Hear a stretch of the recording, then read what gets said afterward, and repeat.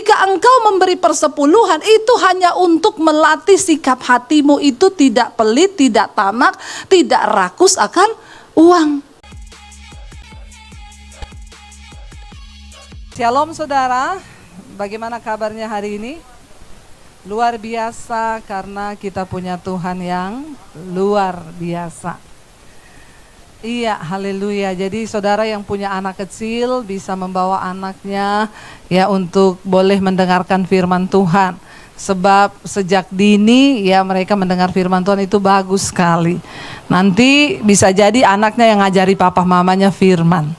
Tapi di sini semua papa mamanya sudah pinter firman, amin. Haleluya, insya Allah. Iya, saudara, hari ini masih dalam tema bulan ini, gereja di tempat ini mengambil tema keuangan yang sehat. Ya, kesehatan di dalam keuangan. Saya percaya Tuhan itu memanggil kita, saudara, dan Tuhan tuh pasti mau melihat anaknya, umatnya memiliki keuangan yang sehat. Amin apa amin? Siapa yang mau keuangannya sehat? Angkat tangan dulu. Ya, sehat itu artinya apa? Pokoknya cicilan teratasi, ya segala kebutuhan teratasi, ya jadi tidak ada jatuh cinta dan jatuh tempo. Ya, jadi Tuhan itu mau saudara, hidup kita ini mengalami kelimpahan, bahkan kita bisa menjadi berkat lewat keuangan kita. Tetapi seringkali ya itulah orang Kristen. Ya, dia mau mengalami semua yang baik tapi tidak mau melakukan kewajibannya dalam firman Tuhan. Saudara, saya selalu berkata begini. Berkat Tuhan itu ada syaratnya. Kasih Tuhan itu nggak ada syaratnya. Contohnya bagaimana? Ketika kita berbuat dosa, bahkan Tuhan memilih saudara dan saya menjadi anaknya, itu bukan karena kita ini baik. Tanpa syarat Tuhan menebus kita, tanpa syarat Dia mengambil saya menjadi anaknya.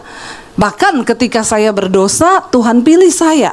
Jadi bukan karena kita baik, nggak ada syarat apa-apa. Saudara bikin dosa kemarin, hari ini saudara datang pada Tuhan, saudara minta ampun. Tuhan nggak ngomong gini, kamu lakukan dulu syaratnya, baru kamu datang minta ampun. No, kasih Tuhan itu tidak bersyarat. Tetapi berkat Tuhan itu bersyarat. Janji Tuhan itu bersyarat. Makanya saudara, di dalam Alkitab kita lihat janji-janji Tuhan. Jika engkau sungguh-sungguh mengikuti ketetapan-ketetapanku, maka perjalananmu di dunia ini berhasil dan beruntung. Itu satu, ada sebab, ada akibat. Apabila engkau dengan sungguh-sungguh, firman Tuhan berkata, menjadikan kebenaran menjadi barisan depanmu, maka kemuliaan Tuhan akan mengikuti engkau. Ada sebab, ada akibat. Ya, itu semua janji Tuhan. Nah, bagaimana kita ini dalam kehidupan kita sebagai orang percaya mengalami keuangan yang sehat? Ya, itu sangat penting. Kita seringkali hanya pengen berkat.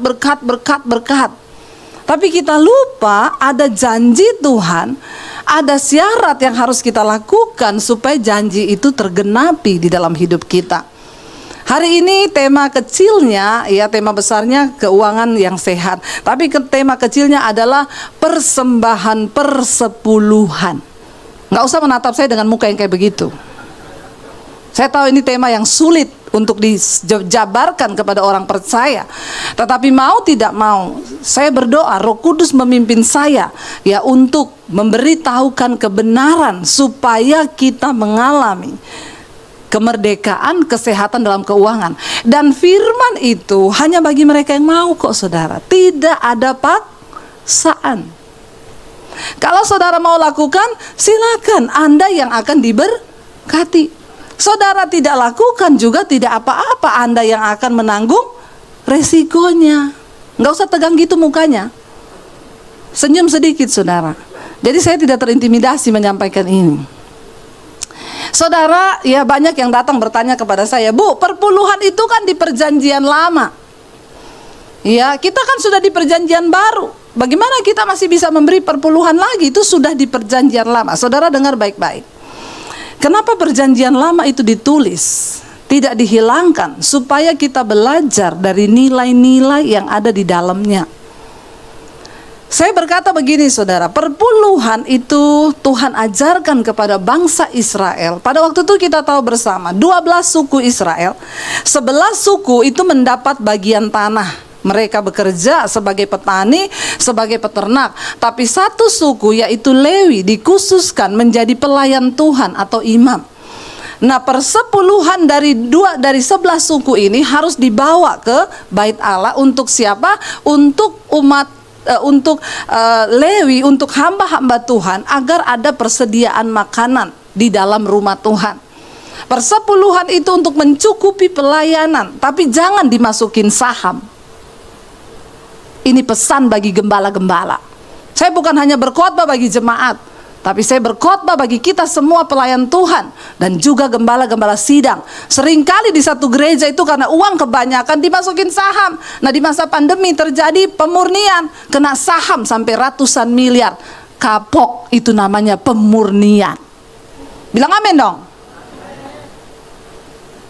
Biar bertobat yang dengar. Jadi uang jemaat juga nggak bisa disalahgunakan. Saudara, kenapa? Jemaat itu memberi perpuluhan tuh dengan mengalahkan kedagingan. Saya tahu tidak mudah.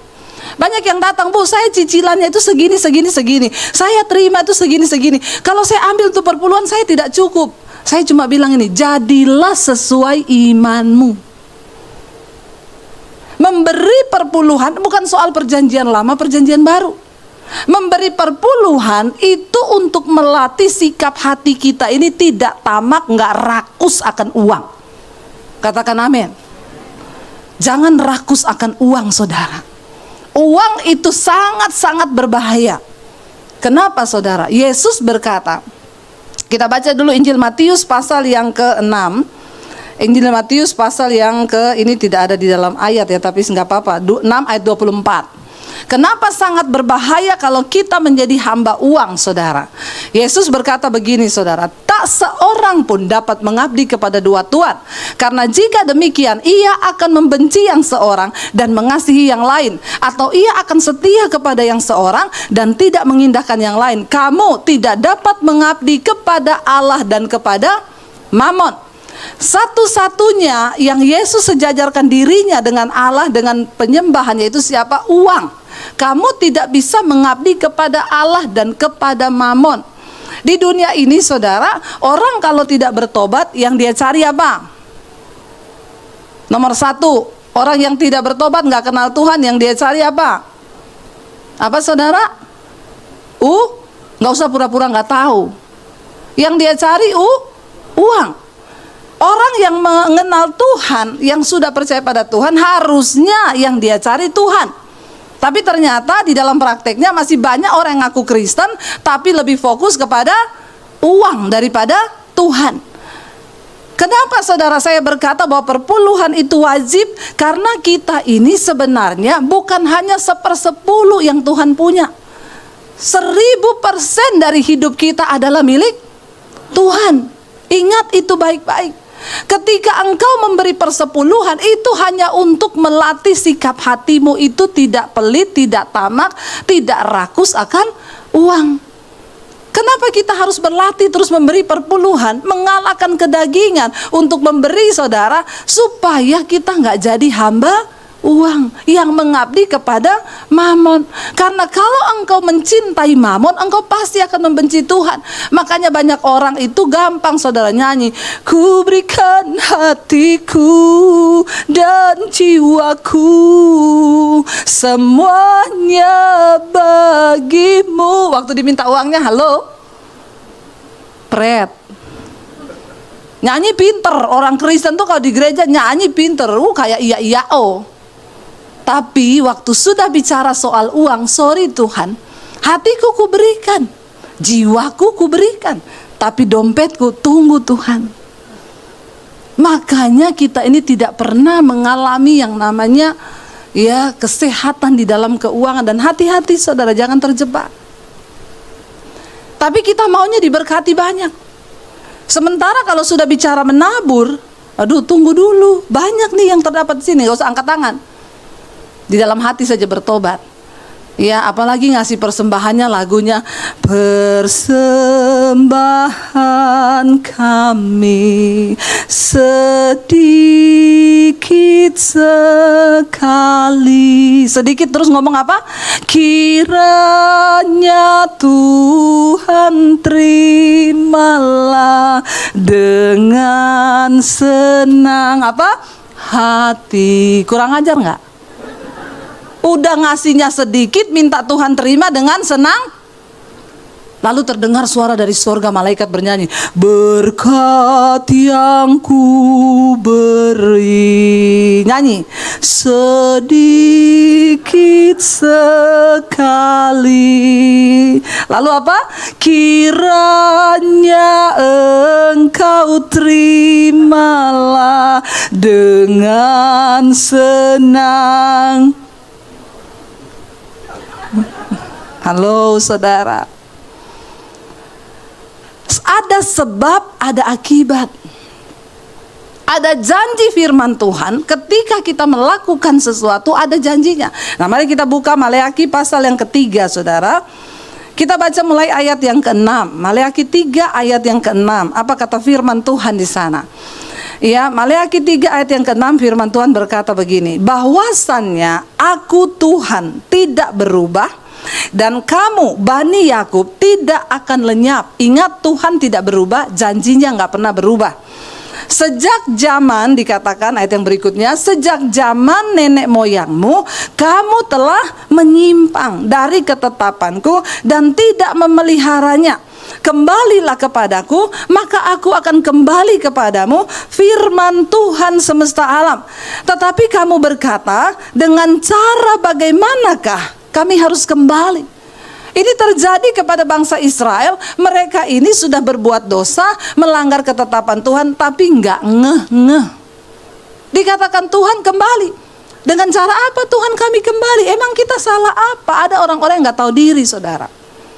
Ya kayak bangsa Israel ini, nggak tahu apa yang sudah mereka lakukan. Tuhan bilang, nenek moyangmu sudah melanggar semua ketetapan dan titah-titahku. Karena itu kamu harus kembali, supaya aku kembali kepadamu. Dan dengan polos mereka tanya, bagaimana caranya kita kembali? Apa yang sudah kita lakukan? Ayat yang berikutnya berkata begini, Tuhan berfirman, bolehkah manusia menipu Allah? Ya, namun kamu menipu aku. Tetapi kamu berkata, dengan cara bagaimanakah kami menipu engkau mengenai persembahan persepuluhan dan persembahan khusus? Orang yang tidak mentaati dan main-main di dalam hal keuangan dimasukkan dalam kategori menipu Tuhan. Lalu kita bertanya, bagaimana caranya? Bangsa ini bertanya, emang bisa Tuhan ditipu? Tuhan gak bisa ditipu. Tapi bagaimana caranya kami menipu engkau? Mengenai persembahan persepuluhan dan persembahan khusus. Pada zaman dulu Tuhan mengatur bangsa ini, kamu harus membawa persembahan ini, persembahan khusus ini. Tapi mereka tidak melakukannya. Ayat berikutnya berkata begini, kamu telah kena kutuk, tetapi kamu masih menipu aku. Ya, kamu seluruh bangsa. Sudah kena kutuk, nggak sadar, nggak ngerti, masih tipu Tuhan lagi. Ini sangat berbahaya, saudara.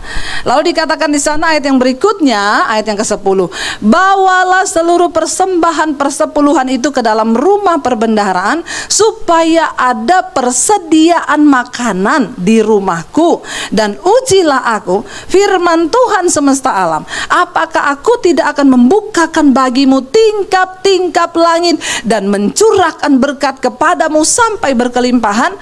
Aku akan menghardik bagimu belalang pelahap, supaya jangan dihabisinya hasil tanahmu, dan supaya jangan pohon anggur di padang tidak berbuah bagimu, firman Tuhan semesta alam.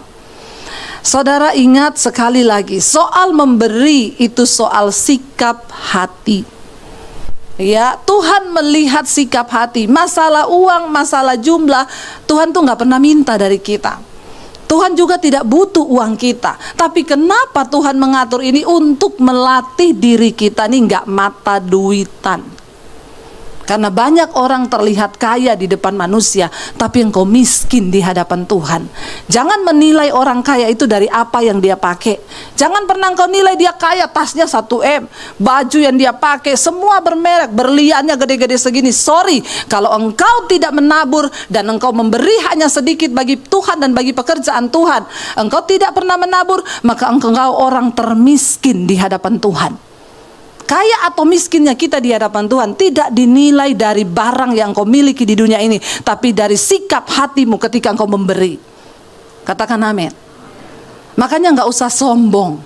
Tapi mari kita cek hari ini, bagaimana sikap hati kita di dalam menabur. Apakah kita ini masih hitung-hitungan dengan Tuhan? Ataukah kita mau menjadi bendaharanya Tuhan? Saya bukan hanya berkhotbah karena saya mempraktekkan apa yang firman Tuhan katakan, dan saya melihat buktinya hari-hari ini bagaimana Tuhan memberkati saudara. Banyak orang datang berkata, "Bu, saya enggak cukup, Bu. Kalau saya kasih perpuluhan, udah pasti saya tuh enggak cukup, Bu. Gaji saya 10 juta. Kalau saya kasih perpuluhan 1 juta, mana cukup saya hidup dengan 9 juta." Saya mau tanya saudara, orang gaji 5 juta cukup? No, apalagi di Jakarta. Ditambah jadi 10 juta, cukup? Gaji 10 juta cukup enggak? Ada orang di sini? Saudara digaji 10 juta cukup? Enggak. 15 juta cukup enggak? Enggak lagi. 20 juta cukup? Tidak cukup. 25 juta? Tidak cukup. Akan selalu kita berkata tidak cukup. Lalu nunggu cukupnya kapan? Kalau kita berkata saya enggak cukup, Bu, kalau menabur, berarti engkau kurang iman. Karena untuk menabur jangan tunggu cukup. Di dalam Alkitab persembahan terbesar yang tercatat di dalam Alkitab bukan dari orang kaya, dari seorang janda miskin yang memberi dengan sikap hati yang benar, karena dia tahu hidupnya seluruhnya milik Tuhan. Saya mau bersaksi saudara, kalau di depan kita ini kita nggak tahu keadaan seperti apa, tapi Alkitab tidak pernah bohong. Tuhan bilang siapa yang menabur, dia yang akan menuai. Engkau memberi sedikit, engkau akan menuai sedikit. Engkau beri banyak, engkau akan menuai banyak. Ini yang ngomong Alkitab, bukan saya sebagai pendeta. Mari kita uji hari ini hidup kita. Saya pernah mengalami yang lamanya tinggal punya uang 50 ribu. Tiba-tiba orang datang untuk bawa anak sakit, pinjamnya berapa? 50 ribu. Suami saya masuk ke kamar ngomong, "Say, ada orang di luar pinjam uang berapa? 50 ribu. Padahal uang kita kan tinggal 50 ribu ya. Kenapa dia nggak pinjam 25? Kalau 25 kan masih bisa bagi 2. Suami saya ngomong begini, "Saya nggak bisa memutuskan, karena kalau tanya saya udah pasti nggak saya kasih. Kita juga harus berhikmat, besok kita nggak ada uang." Terus suami saya bilang, "Tapi kamu aja yang putusin, karena imanmu tuh nyampe yang gini-gini, aku nggak nyampe." Saya masuk ke kamar saudara, saya berdoa, "Tuhan, apa yang harus saya lakukan?" Firman Tuhan datang berkata, kesusahan sehari cukup untuk sehari. Besok itu ada kesusahannya sendiri. Tabur, beri. Berat bagi saya, sangat berat. Tapi Tuhan suruh. Lalu firman Tuhan lagi berkata, "Aku yang menyediakan benih bagi para penabur. Benih itu dariku, kamu cuma penaburnya. Berikan." Saya nggak tahan malam itu, saya bilang, "Suami kasih, nggak usah harap ganti." Dia bilang, "Minggu depan saya ganti." Tidak usah, bawa aja. Kalau saudara meminjamkan seseorang, jangan pernah harapkan ganti loh. Kalau engkau tidak sanggup memberi, dia pinjam 10 juta, kasih sesuai takaran imanmu supaya engkau tidak berdosa.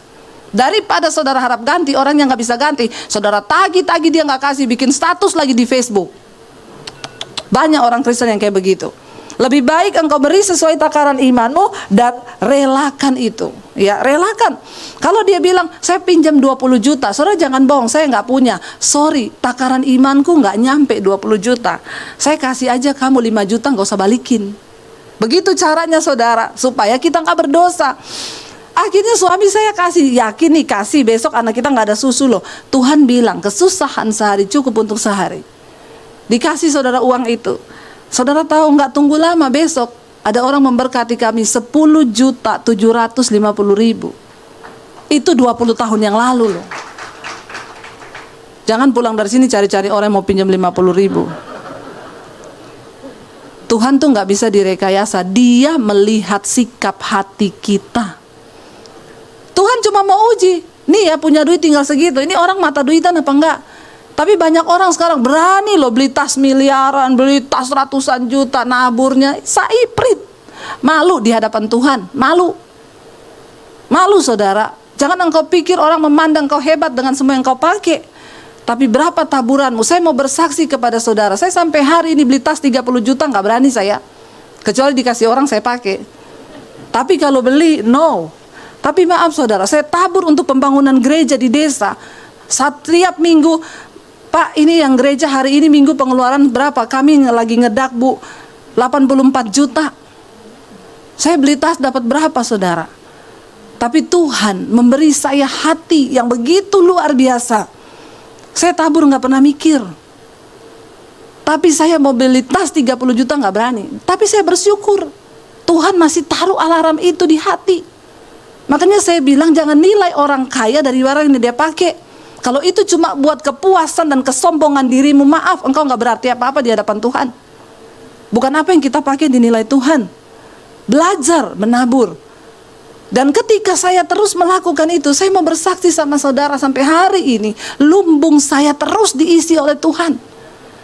Saudara, saya mau bersaksi, bayangkan saya mau buka sekolah misi, bolak-balik ke Jawa Tengah, mau cari daerah Karanganyar tanah. Kami punya kerinduan bangun sekolah misi, lalu kami akan sekolahkan orang-orang dari kampung untuk jadi hamba Tuhan.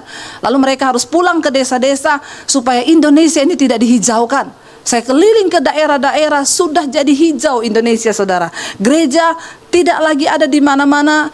Kita hamba-hamba Tuhan sudah nggak saling peduli. Yang di kota mana ada peduli sama yang di desa. Saya berdoa, Tuhan saya sudah siapkan uang untuk beli tanah. Kita cari-cari di daerah Solo, Karanganyar, ada yang sesuai harga, izin di situ nggak bisa. Ada yang bisa izin tapi harganya selangit.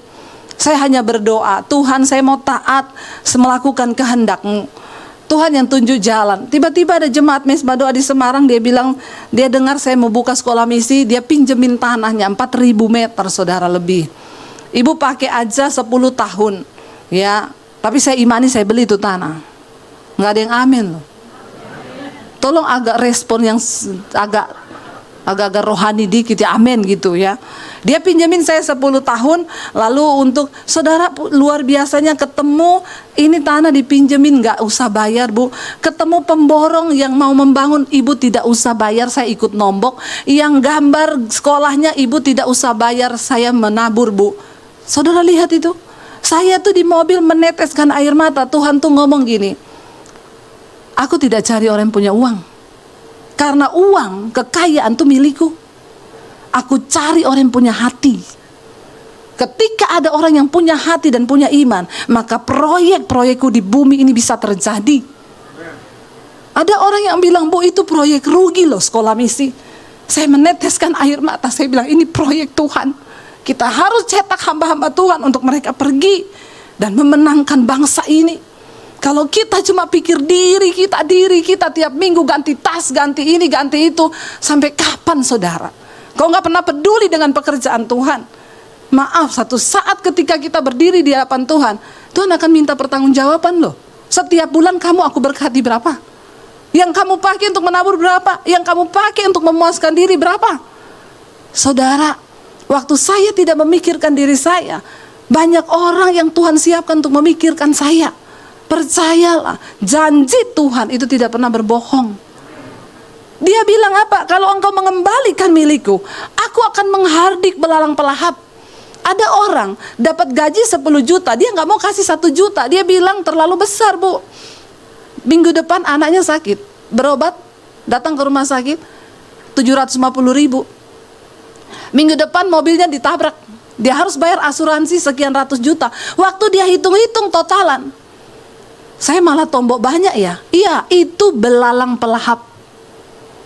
Waktu engkau tidak memberi dan mengembalikan milik Tuhan, maka berkatmu tidak ada dalam perlindungan Tuhan.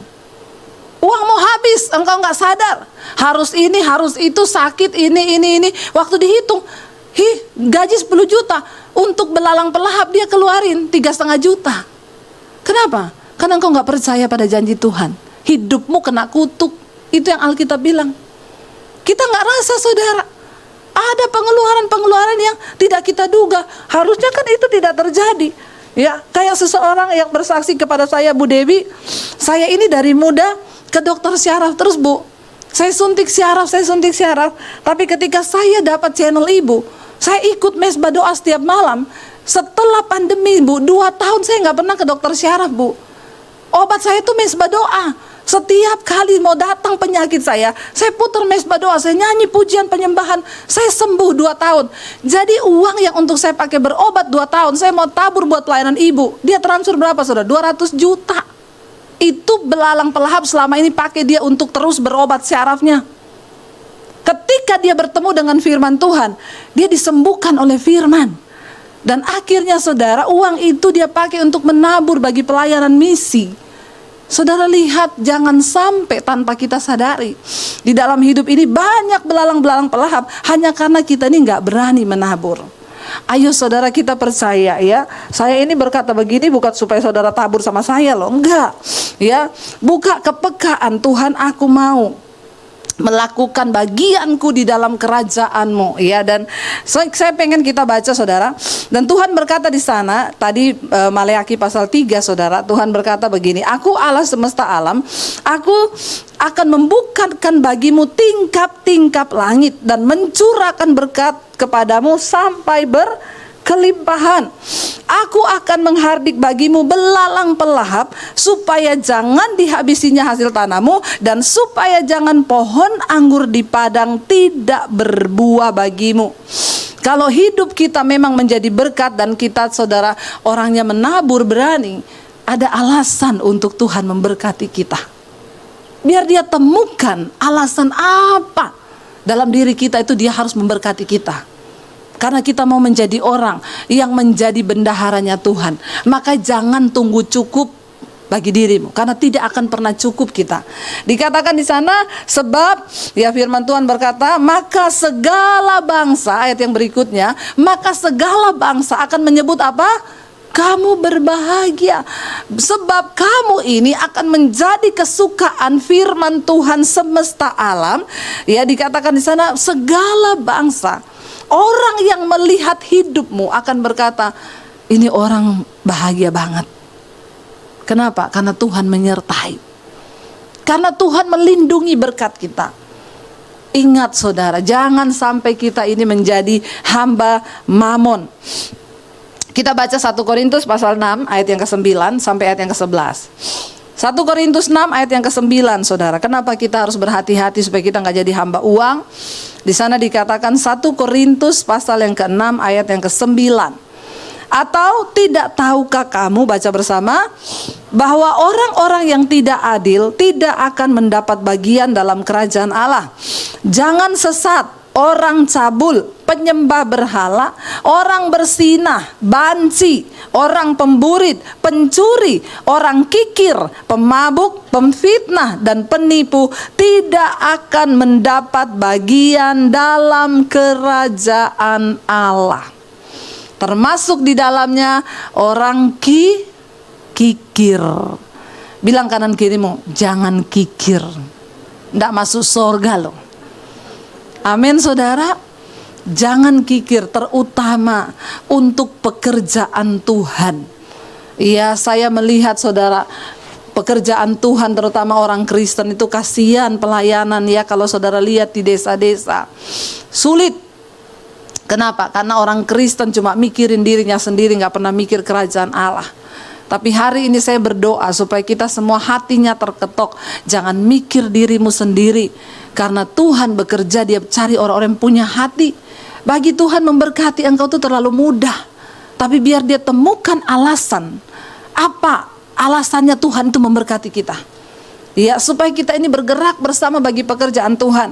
Ya, di sana dikatakan orang kikir nggak masuk surga. Ayat yang terakhir, Ibrani pasal yang ke-13 ayat yang ke-5, saudara. Ibrani pasal 13 ayat yang ke-5, firman Tuhan berkata demikian, baca bersama. Janganlah kamu menjadi hamba uang, dan cukupkanlah dirimu dengan apa yang ada padamu. Karena Allah telah berfirman, aku sekali-kali tidak akan membiarkan engkau, dan aku sekali-kali tidak akan meninggalkan engkau. Firman Tuhan berkata hari ini, jangan menjadi hamba uang. Apa artinya hamba uang? Uang kalau sudah dikekep, wah ada orang-orang gini begitu gajian, aku sudah terima gaji, masuk ke rekening dalam nama Yesus, jangan keluar-keluar lagi. Semakin engkau simpan, jadi mata air yang busuk, saudara. Tapi kalau engkau menjadi saluran berkat Tuhan, Tuhan, untuk apa uang yang ada di tanganku ini? Apa yang harus aku lakukan dengan uang yang ada di tanganku? Berdoa, bertanya kepada Tuhan, untuk apa Tuhan uang ini?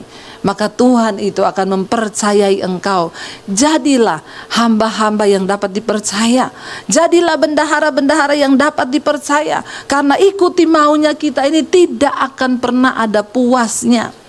Tapi ketika kita mau dipakai menjadi alat Tuhan, maka Tuhan, saudara, sanggup melipat gandakan semua yang ada dalam hidup kita.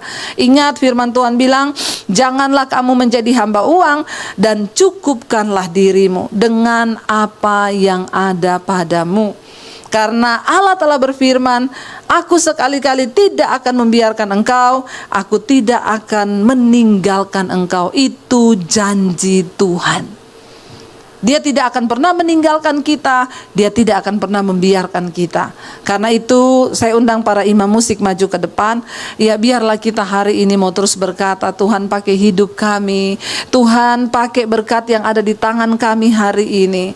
Untuk apa kami pergunakan, bagaimana kami melakukan pekerjaan-Mu, dan ajar kami untuk berani mengembalikan apa yang menjadi milik Tuhan, yaitu 1/10. 100% di hidup kita milik Tuhan. Kita hanya diminta melatih ego kita 1/10.